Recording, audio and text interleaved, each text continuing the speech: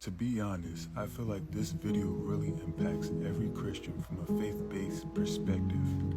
Now, I'm not going to go that in depth into faith, but what I do want to talk about is the difference between identity and salvation.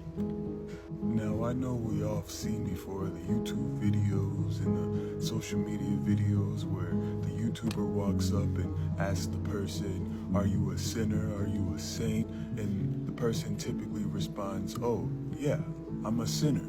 Yeah, and the thing about that is they're right to a certain extent, but they're 100% right that they're a sinner.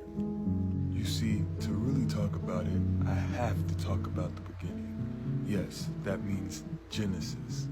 For many of my Bible studiers out there, we know that in Genesis 3:17, it is written that God actually cursed the ground because of Adam's disobedience.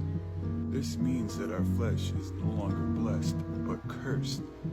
That means that now we deal with all these thorns and thistles, temptations, issues and problems, and all these things that come about in society because of this flesh that is cursed. Now, this is why I say that the response of the person is correct to an extent, because they don't finish the statement. There's a statement that we use that many believers know is sinner saved by grace. But if we don't understand that the context of it, we might fall into the trap that typically the YouTuber asking the question typically falls into. This is no shots fired at anyone, but I believe it is important that we talk about things about God and the Gospels and the Bible and terminology without ignorance. I believe that it might just be a misunderstanding, but a lot of people claim to walk around and say, "I'm not a sinner, but I'm saved." And that is a contradiction. You see, you can't be saved by grace without being a sinner. That's why you're a sinner.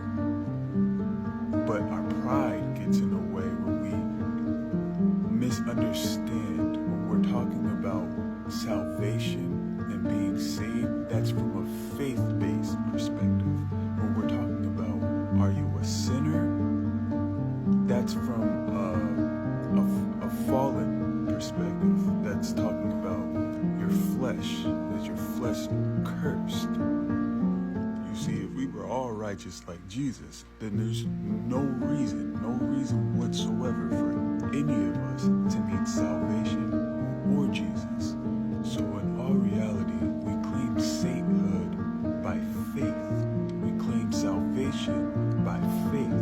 We receive the Holy Ghost by faith. We walk in the Spirit by faith. Everything is done by faith. And when it's not done by faith, then it's because of our flesh, because we're sinners. So our flesh and our faith,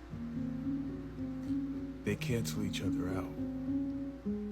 But just because you're walking by faith and you're walking in the Spirit does not mean that you're no longer a sinner.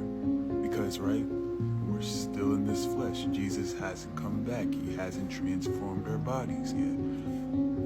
We aren't in a glorified state.